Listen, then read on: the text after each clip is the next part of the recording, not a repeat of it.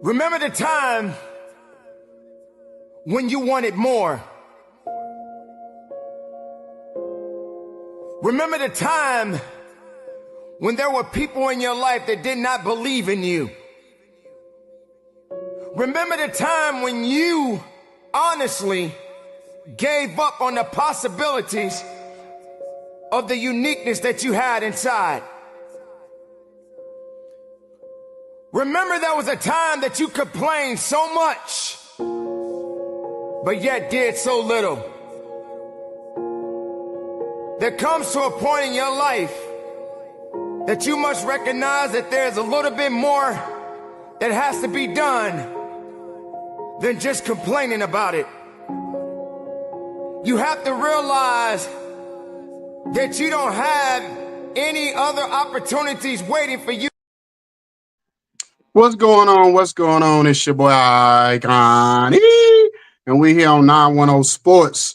Once again, first and foremost, I got to thank God for this opportunity, because without God, this would not be possible for her to have this voice and to be able to have my great co-host and great guest on here. But before, so we got somebody that's coming in for us. But before we get to that, I'm going to introduce my peoples. You know what I'm saying? So for everybody out there, we got the great man of God, a great ambassador of the sport. We got my man, Coach Goins. Amen. For the first time on our show, what I'm saying, our new co-host, and me and my man, we super excited about the opportunity to be able to work with this man. You know what I'm saying? How you doing, Goins? Well, you know what? I first of all, just giving honor to our Lord and Savior, and just when you guys reached out, Icon and Jacob the Great, I was very humble that you guys reached out and just asked me to come alongside, and we're gonna make this thing pop, and we're excited. So you know what? Like I always say, lace, make sure your sneakers on tight, and you got them laced up as tight as you can have them. Yes, sir. Yes, sir. So I got my man that's been with me rocking and rolling for 6 years. It don't even sound like it's been that long, but we've been doing this thing almost 6 years. You know what I'm saying? Dak Prescott, biggest fan, the Cowboy, biggest fan. Hey, this man, Justin Fields, biggest fan. I told him when they all said and done, he gonna have his own agency called "I'll Ride With You Till the Wheels Fall Off" agency. You know what I'm saying? But I got my man Jacob the Great in the building. What's going on, fam? And blessed by the best, man. Glad in the land of the living, brother. Another day, another choice, and absolutely another right. All right, all Wow. right. So I'm gonna let you introduce this young lady, and for us to get this thing started. Now, before we get started, how we pronounce your name? Tamia. Yes, sir. Okay, go ahead, Jacob. Go ahead and introduce her, and then we go ahead and get this interview started. Oh man, it gives me great honor and great pleasure to introduce Miss South Carolina basketball, none other than Tamia Watkins. What's going on? Hey, How are you? doing good. How are you? Good, good.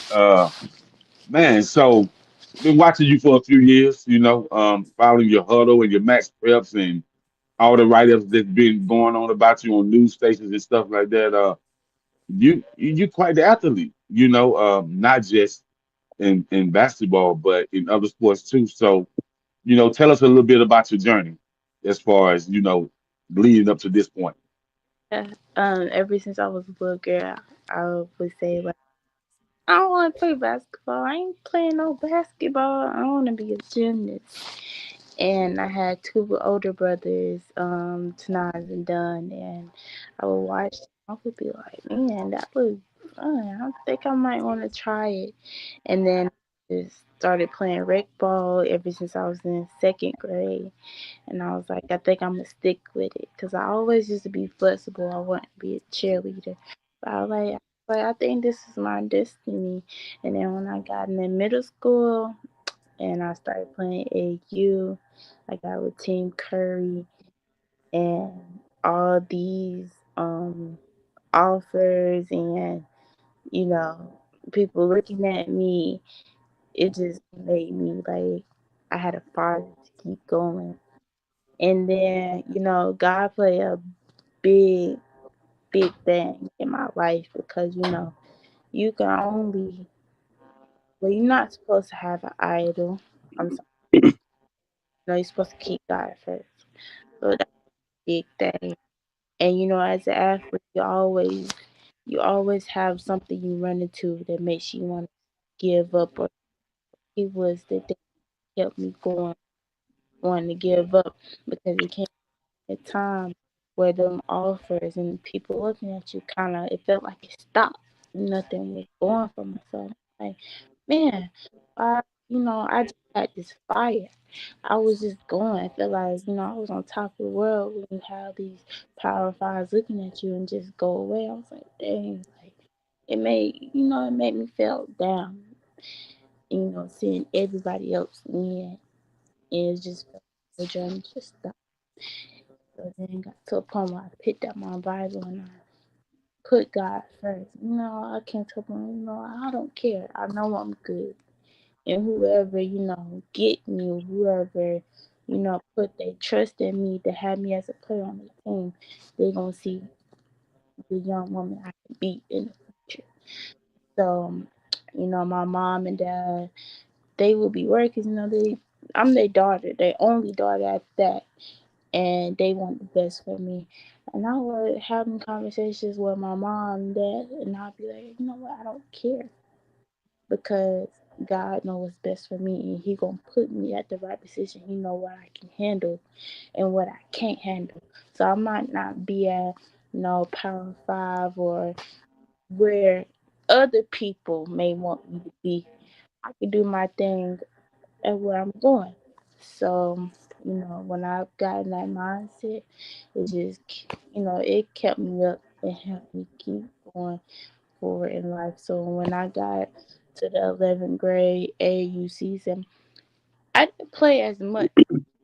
Elon University, Coach Charlotte Smith, they threw me the offer, and I went to go visit them after my senior season, and I like this girl. Charlotte Smith, she's a woman of God, and she she's just like all the way around. Kept it straightforward. She kept it campus is amazing. I want to be a because one day basketball gonna stop bouncing. A lot of athletes they have they don't have a backup. They just stay in basketball so and get them everywhere. No, it's about what you do on off the court. Off the court, you gotta do your work. For one thing, you can't be out here running around in the streets. You can have fun, you can have friends, but my dad always told me it's a narrow walk to success, especially if you're a Christian athlete. It's a narrow road. You can't be on the other side of the road if you want to be great. So I just, as an athlete and a student athlete, you gotta, keep your grades right, stay focused, get the proper rest, get the proper, keep your body right. It's about what you do off the court that's gonna help you succeed on the court. And I'm sorry, my mama just watched this bullshit. And yeah, so as an athlete, it's about what you do on the off the court. And see me, I also work with kids over the summer. And I remember this little girl, she just had a seizure the other day and she ended up in the hospital. Mm. And it was like when she, was able to talk and stuff, she asked, who do you want to call? And she was like, Tamia. And I never knew this until my coach told me. And he pulled me to the side. He was like, when you think you're not doing something or people, little kids not looking up to you, you don't think what you're doing is working. And then it's actually working. So that put another, boost to my fire. Because, I got little kids looking up to me. Because I worked with this little girl over the summer. She used to cry. She used to didn't want nobody to touch her. Want nobody to work with her. So when she said my name, it was like, wow. Because I used to try to like, Journey, get in the water. Journey, you want a snack? Journey, you want this and that? She's like, no, no, I want my nana. So it's just about doing things on and off the court. Yes, you want to be good. Yes, you want to work on your game. But what else do you have to your name? Because you need something to boost your name. You fighting against politics. You fighting against a lot of things in the basketball field. You don't need to do more than just basketball. So that was kind of my journey. And now, committed to Iran. I leave June 15th to start working out. So, yeah. Wonderful, wonderful, wonderful. And what's so what's so wonderful about you to me is the way you reference God, the way you know you have to keep God first in order to be successful. And a lot of people your age don't understand that, and you understand it early on. And so with that being said, I'm gonna just say keep going, and I'm gonna pass the mic to my brother IkonE, so he can definitely ask what he want to ask. Well, I'm gonna let Coach Goins go first, and then I come behind him. All right. Okay, now So again, it's just it's a privilege to have you on, Miss Watkins. So here's my question: as a former high school basketball coach myself, I'm gonna put you on the spot. If the game was on the line and you had the pill in your hand, what is your go-to move? Tell everybody what you would do and to get that bucket to be successful. Um, hmm. Okay, how many seconds I got on on the clock? I give you 12 because we just called a timeout and we run and we drew up the play and you gonna get and of course the ball's gonna be in your hand. What you gonna do with it? Mm. See, okay, I'm looking at it from all the way around. So boom, come out of timeout. We're probably gonna be either he probably gonna call the timeout where we be the ball be at the half court line. So he Yeah, throw the well, yeah. ball, you go throw it into the point guard. I'm I'm gonna go straight down there to the paint. I'm gonna go straight down to the paint. They gonna call it strong. They gonna go strong because they gonna clear it out. So it's 12 seconds, so going fast. Boom. Don't even have to do too much because it's like an overload. They got 3 people on the other side. So throw it into me. I'm gonna do one little bounce, little shimmy, turn around and just shoot it. All right. I like that shimmy right there. So with that, I'll kick it over to the one and only Icon E. Okay, so my question is, and me and Coach Goins were talking before we came on that you scored 3,000 points as a milestone, and that's a lot of points in high school. You know what I mean? That's almost like when you hear about the greats like an NBA, like a LeBron or whoever going getting 30 or 40,000 points. So in high school, so what did you do to prepare yourself to be such a great scorer in high school? How many shots did you take up every day and when you just like alone in the gym or whatever the case may be. Okay. Well, see, I've been playing varsity basketball for a long time. Long. And 7th, 8th grade year, I was good, but I wasn't as good as I was when I got to high school. We ran into COVID, so the kind of Mm. a little bit. Um, I used to shoot, but I wasn't very confident with my shot at a young age. So I just focused on, layups and putbacks and stuff. Then as I got older, me and my dad would go outside in the yard and we would shoot. We would shoot some shots and he'll have me go side to side and he had me shoot threes. And he did a lot of shots in the yard before I would go to the gym. I would go to the gym sometimes, but majority of the stuff came from outside. We lose it for a second. yeah, we lost it for a second. Yeah, Oh yeah, but well, like you said, I covered 3,000 points is a lot of points, man. To score in high school. Man, yeah, I, I, yeah. I don't I don't think I can score 3,000 in my closet by myself. I mean, Okay, there that's you go. there she go. Yeah. Wow. So let me ask you this: so being that you sound like a ultimate competitor type. So who was the player that you played during your time in high school that pushed you like a rival player? Like, Magic had Bird and and Jordan had like an Isaiah or whoever it was. Good Who question. was or who was that person that pushed you in high school to be great? Ooh. Um.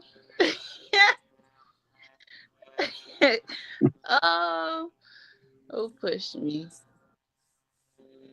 Ooh.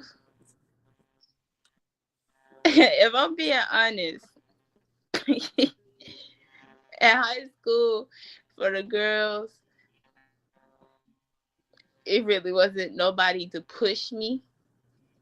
And now let me say this: when we got to 12th grade year, my 12th grade year, now we ran into some competition, but we didn't play. We only played on one time. So South Point was a game that I had to, you know, play good. I had to because they wanted to win. We wanted to win, and it was like we're not a rivalry. But say if they was in our region, it would be like a rivalry. So South Point, that was a game I had to play good. Ashland Rears was a game that pushed me. When we played Heathwood, um, that was a game. And we went to Atlanta, Georgia. We had to play a team in Atlanta, Georgia. They have a Michigan commit. That was a game. That was a game for y'all. Tell y'all. So those 4 games, it really pushed me because I had to work really hard. Really, really hard. Okay, before I shoot it back to Jacob, I got one other question to ask you. So, because I think a lot of people don't ask a player this. When you have a bad game, like one of them Mm. games, like whatever reason you can't make a shot. You know what I'm saying? What is your mindset? What do you do to prepare to yourself? Because they say most great players never have 2 bad games in a row. So what is your mindset? What do you do to prepare yourself to make up for that bad game? You know, you can't hang your head really. You gonna get chewed out. You gonna get chewed out by your parents. But to be honest, what's not working at that time, you gotta find something else to make happen. So if your shot's not falling or you're not doing good on offense, you know you gotta do good on defense. Hustle, try to get the ball, make something happen within the game. Because a bad game, you could be off on something and do good in something else. I feel like it's kind of impossible to have a terrible game all the way around. It depends on how your mentality is. Because some people will really hang their head low because something not going good on offense because they think everything is about scoring and they hang their head low, but then they'll start dragging because my shot's not falling. But it's all about everything. Your defense, rebounding, boxing out, diving on the ball to get diving on the floor to get the ball.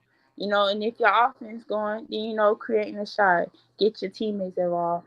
But to prepare for a better game, you just next game going to the next game. Don't worry about what you did last game. That's behind you. You can't fix, can't change it. It's in the past. You got to go into the game. This game is my game. I'm about to say, because if you come in there with a bad mentality, like I'm scared because no last game, then you already shot yourself in the foot. So you got to come into the game thinking, okay, I'm gonna do good. I'm gonna show people what I can do.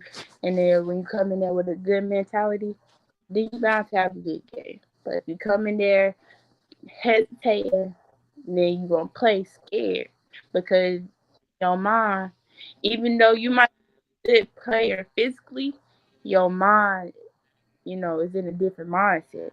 So however you think is however you gonna play. My dad always taught me.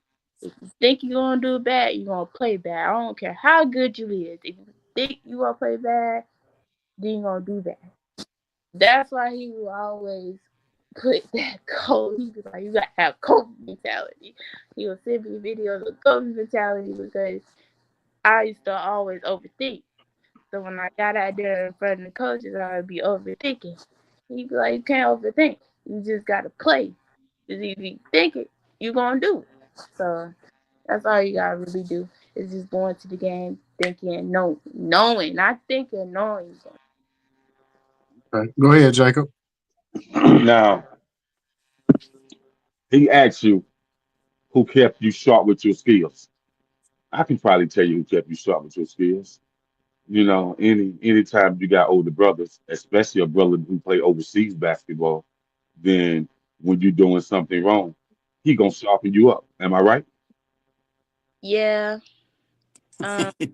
but- Yeah. My brothers helped me a lot, but who actually started helping me was my dad, and then I started That training because my dad he played basketball. He played basketball, and he played baseball. He played football. My both of my parents were athletes, but my dad, he was at a young age. He would take me out there, and we would do layups. He would throw the ball at the backboard, just go get it. And yeah, he did a lot of stuff with me when I was young. Then my older brother, he would train me sometimes here and there. Even when I got older, he would train me here and there. But if I'm being honest, I got most of my moves from my dad.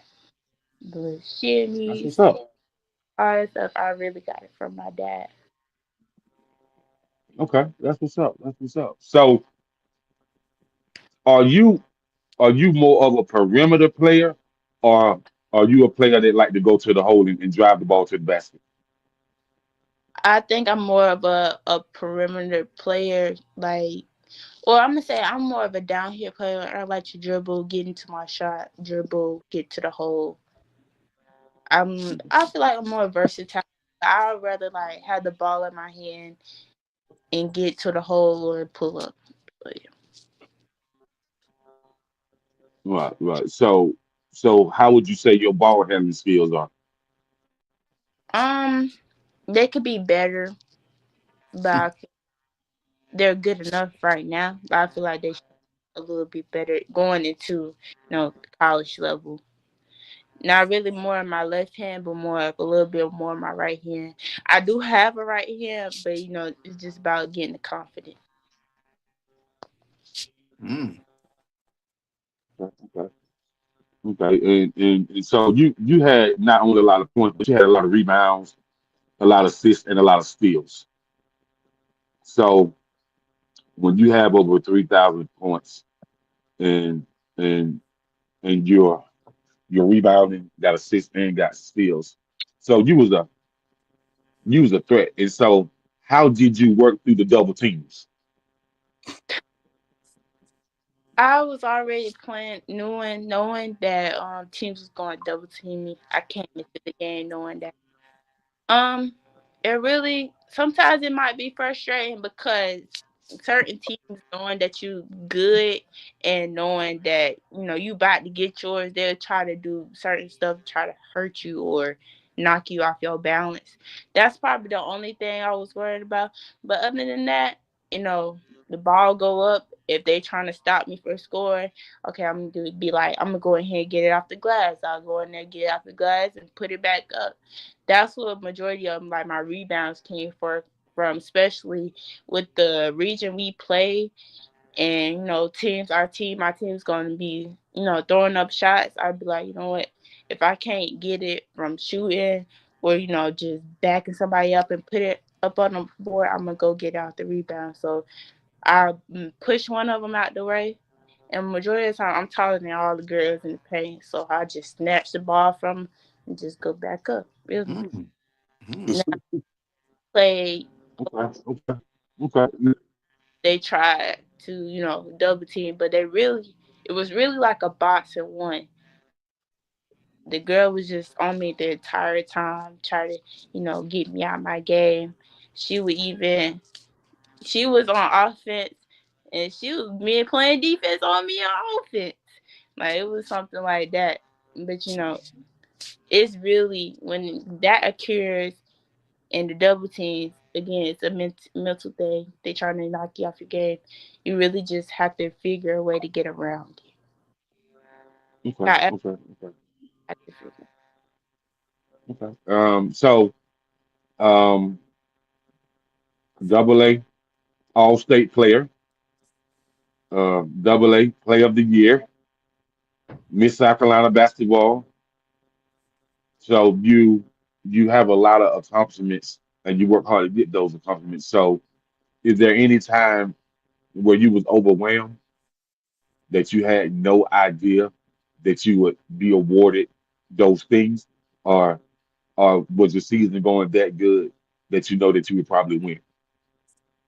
No, I still was worried that, I wanted to get Gatorade Player of the Year. That was my main thing, focus on. I was worried about, athletes, 'cause you still fighting people from other areas. Okay, okay. And so did playing AAU basketball really help sharpen up your skills? It did. Okay. And I'm asking one more question. So with you sharpening up your skills and honestly knowing that you worked on your jumper, that you worked on your post play in the paint, and working on, some people are naturally strong and can jump, but a lot of players don't know how to box out. It's really a technique to boxing out. You know what I mean? How you place your feet, how you move your body, and understanding what your wingspan is too. So did AAU help you with all that as well? It did. Okay, Playing okay, good. playing against older girls. I've been playing up about my whole life, so it really Mm.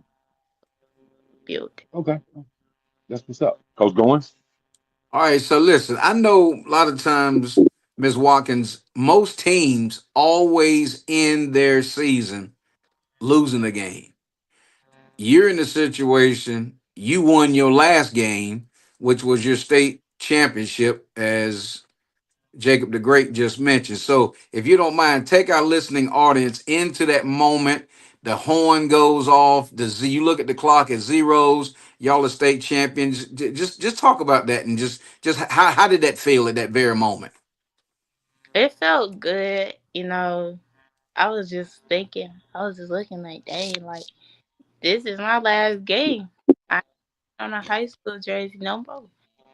I felt calm, but I was thinking at the same time, like, but I was just enjoying the moment because it's the senior game. We won it. We had a manager that passed away, so we dedicated the season to her, and we Oh had a wow, and we was like, we did it for you. We did it, and then we just got on a bus and listened to music, have fun going back. wow. All right. So here's another. I noticed that you always wear number 24. Now, where did that come from? Is that your dad's former number? Maybe your brother's former number? How'd you come up with rocking 24? And are you gonna be able to wear that at Elon? Yes, I will be able to wear that inline. 12 was my number because I wanted to copy my brother, and I was like, I gotta find my own number, and then had went to 23. I was rocking 23, but then I ended up getting 24 I think when I played Team Curry, and I kind of just stuck with it. I just kind of stuck with 24 since then, and it just kind of became me. Mm, excellent, excellent. All right, I'll kick it over to That's the all one and right. only. Mhm. Yeah, you know what? That's kind of crazy. I wish you would have kind of kept 12 though, because I'm sitting here thinking to myself, I don't know no player that really wears the number 12. Yeah, That's a good call. that's a different number to wear. But I mean, you chose what you chose. I ain't mad at you, but you the first player I've ever actually heard. I'm sitting here thinking over the history of basketball. I've never heard nobody wear the number 12. Whatever. But so anyway, so me and Coach Goins was talking about this before we came on, and so Elon is that that's Division 2, right? Vision one. Division 1. Okay. Is it any? Did you have any kind of, not to get too much in your business, but did you have any kind of NIL talks, at all, before you chose to go there? We had our conversation. We talked about it a little bit. We did. Okay. Because I think, well, Coach Goins, I think Elon is in the same the conference as is it UNC Greensboro? Um, yeah, I think it's UNCW. I think they UNCW. Greensboro too. Yeah, because Okay. I know they flip flopped so many conference, so many schools now are in, and like the I know UNCW used to be in the CAA, but they kind of dismantled that one, and I'm not 100% sure, so I don't want to saw that limb out, saw that limb off under that. But I know Elon is it'll be competitive, and I hope when you because I'm in Virginia, so what I'm going to do, I'm going to print that schedule off, and if you come anywhere near me, I'm going to walk up in there and see that number 24 going to the rack. Sir, Mhm. Yeah, yeah. So That's basically, what your first year at Elon? What's your goal? What's your goals that you have for yourself individually for your first year? Great question. to go in and be the best, make something happen, make something special happen. Okay, so going in, what is it looking like for you for the team? Is it upper class team? Is it a lot of freshmen and underclassmen coming in? So what is the team going in with for what you know going in for that first season? We have a few that came in from the transfer portal. I want to say like three. Uh, so far I know two freshmen coming in, me and another girl, and we got a few sophomores. It's I feel like it's more of a young team than an older team. Look like we probably be together for at least maybe 2 years. Okay. Okay. So what do you feel about personally you and your family? What do y'all feel about this whole what we I call it the wild wild west of the NIL and the transfer portal? What's your thought going in as you entered this world of all of this? Um, transfer portal is going crazy right now. To be honest, looking at it, if you just go in do if I go in and do what I gotta do, I feel like I'm okay. I'm not worried. I'm worried about you can't control what you can only control what you control. So it's like I'm not worried about anything but me. Okay, okay. So I'm gonna shoot ask you one more question. I'm shooting back to the fellas. What is your major? So when things is all when it's all said and done, like you say, you can't play basketball forever. What is your life, your outside of basketball life look like? I'm working to get into the nursing program because I want to be an anesthesiologist nurse. You want to be a what? Anesthesiologist nurse. Oh, okay, okay, okay. Oh yeah, that's a great profession to get into. Oh, okay, yeah, definitely. I wish you all the best in that, or whatever. But anyway, Jacob, you can take it back over. That was my last question for now. so I got a hypothetically speaking question for everybody on this panel. So I called IkonE last week. I said IkonE, 1,100 girls in collegiate basketball have hit the transfer portal, Wow. and I said 3,300 boys collegiate basketball have hit the transfer portal. And I asked IkonE, I said, and some of them have already transferred two, three times. Because I get the newsletter all the time. Once a week, I get an NIL newsletter. And I kind of tell you, I'm always talking about the portal, the transfer portal in NIL. And now, when you have 1,100 girls transferred and 3,300 boys that transferred, and some of them have already transferred twice, almost three times. So, do you guys think that a person should only be able to transfer just one time, or no? Wow. All right. I'm sorry. Is that for the floor? Can I jump in on that? Yeah, it is for the floor. Okay. So yeah, here's my thing. I think number one, it's not the player's fault. This has been created, and again, just in my opinion, it should be they need to move toward a contract. So if Icon jumps out and says, "Hey, I'm going to commit to play at Jacob University," all right, so we're going to sign you for 2 years because now if you don't want after 2 years, you can go. And other than that, you're gonna give me 2 years. After that, now in the past, and I'll go back, I'm dating myself. When you transferred back in the day, you had to sit out a year.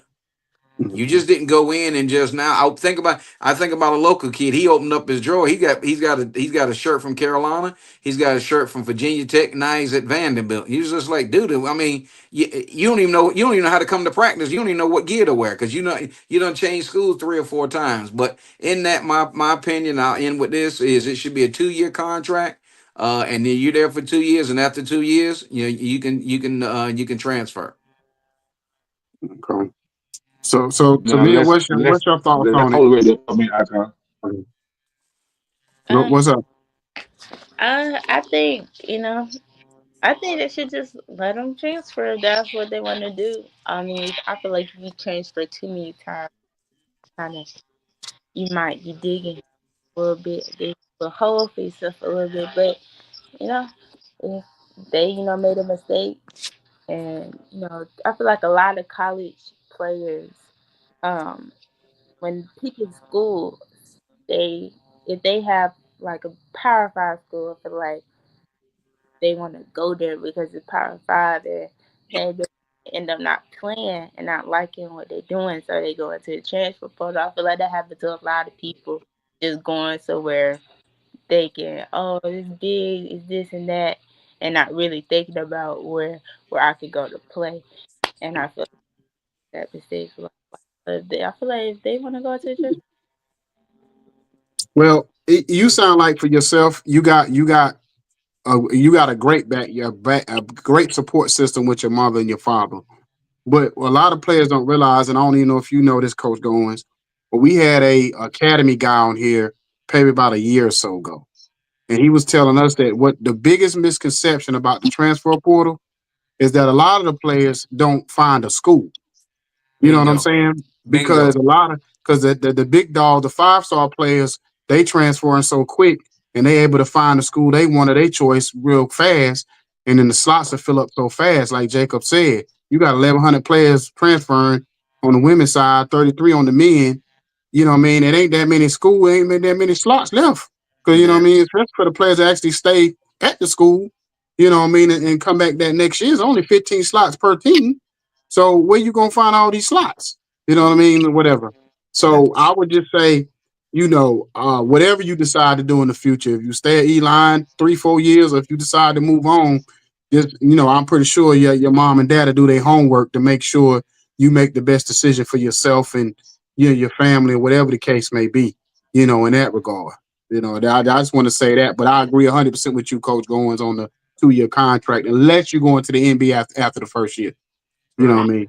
mean? Right. So, And then pay and I'll add that, and then instead of all this NIL, you pay them on you pay them on their performance. If they had a mhm. good year, I mean, everybody gets a base. And if you go out and you say, hey, and just like Miss Watkins, if she's out there and she's dropping 25 or 30, then that needs to be rewarded. But I can't go out here and I'm making $4 and $5 and $6 million, and I ain't even touched the floor yet. I mean, and that's what's fueling it, because if I'm gonna play with IkonE and he's gonna give me 500,000, and Jacob the Great University comes and say, hey, I'll pay you a 1.2 million, where do you think I'm gonna go? Mhm. I'm going to go where I can make money. Because think about most of these guys can make more money in college than they can the ones that can't play in the NBA. Yeah, you're right. You're right. NFL too, because that rookie That's right. contract in NFL ain't that big. So a No, lot of them no. play. That's why you see a lot, especially the quarterbacks. You see them stay 3, 4 years now. You know what I mean? Some of them 25 years old now by the time they get to the Yeah, NFL that's because they right. keep making all that money. That's You know, right. yeah. That's right. That money's in the hip pocket, and I get there, and it's just like now, and you turn back around and just like not throwing Shadu out here tonight, but you look at the money he made in Colorado. Mm-hmm. And imagine if he would have been there 2 or 3, and if he would have been there all 4 years. I mean, that guy, it's just a pile of money. And I don't blame the kid. I mean, I can tell my guys, I was like, hey, if they're gonna pay me if they're gonna pay me millions of dollars, I'm going. If you want me, I'm going to get it. Yep. Yep. That's right. Yep. That's right. That's right. But in Miss Watkins' defense, this is what I'm going to say about high school athletes. 4-star, 5-star high school athletes. That's amazing. Because I know guys that rushed for 4,000 in high school, and couldn't go to a power 5 school because of the transfer portal. So he, if it wasn't the transfer portal, he would have ended up at Alabama or Clemson or Virginia Tech. Mm-hmm. But Yep. he said, man, I didn't have nothing in Georgia State offered me, you know, 2 weeks before the deadline. But he Yep. said Yeah. what happens to the transfer portal is, if you know anything about high school going to college, they used to have a amount of scholarships set aside. They used to have in between 13 and 22 scholarships that they would give out to high school students coming into college. And now they only give out 4 to 6. That's a big drop off from all these schools across the country. That's a good call. Until right, until now, when it comes to the NIL deal, since more kids are starting to go JUCO, I just had an agent to call me on yesterday from Kansas City, Missouri, Miss Kimberly Young. She said, Jacob, you deal with JUCO. You're recruited for JUCO. She said, do you think that it would be a time where JUCO players get a small NIL deal? I said, what you call small? She said, 15, 20, 30,000, 35, 50 at the most. I said, it can be. I said, but somebody has to administer that and make it a reality for JUCO collegiate athletes. And she said, we'll be talking about Wednesday or Thursday. I want to Yeah. pick your brain a little bit. So Well, I think well, I got. that Go go ahead. ahead. No, I, I I got said, one more question I wanted to ask Tamia before we got off of here, because I uh, wanted to ask you this, to Ms. Watkins, because you had a very successful high school career, and you end up going to the E line, and let me just tell you this, the background of this show. So we started this show 910 Sports because a lot of athletes, when they come from smaller schools, smaller towns, they don't get looks all over the country like they should, and they great players. And then sometimes you might not have a great high school coach that pushes your name out there to the bigger schools. So did you come across any of that because of where you're at? Or was it just you just feel like, just where you're supposed to be? I mean, as far as like, I know you where you yeah, I know you at the school you want to be at, but it wasn't any roadblocks that I'm saying, or anything that you can like point at to say this is maybe the reason why in the future we need to do better at, to make sure that people, that other athletes that behind me that come from my area get a better opportunity. That's great. I'm pleased to feel. Hey, hey, hey, I That's a respect it. good I call. respect it. I understand. I understand. We respect it. We respect it. You know Yep. what I'm saying? You got to, yeah. What they say? What's not said don't got to be talked about. What's understood don't got to be talked about. So we get it. We get it. You know what I'm saying? But hey, look, listen. I want to thank you for coming on. I want to Yes. thank your mom for letting you come on. You got a great head on your shoulder. When you came on from the go and started talking about God from the point of this interview, the top of this interview, I knew you was a great young lady, whatever. And you even referenced politics. And I know most kids your age ain't talking about no politics. You know what I mean? Because I know when I was 17, that was far from my mind, Amen. anything political. You know what I mean? So I thank you for being who you are. And we just wish you all the best. And like we said, we got this platform for people like yourself. And like I know Coach going to man of his word, he loved the game. So I guarantee you, if he see Elon anywhere close to Virginia, he going to that game. You Yes, know what I'm sir. saying? So and hopefully maybe you can get down here to Georgia or South Carolina, and me and Jacob can catch a game or two.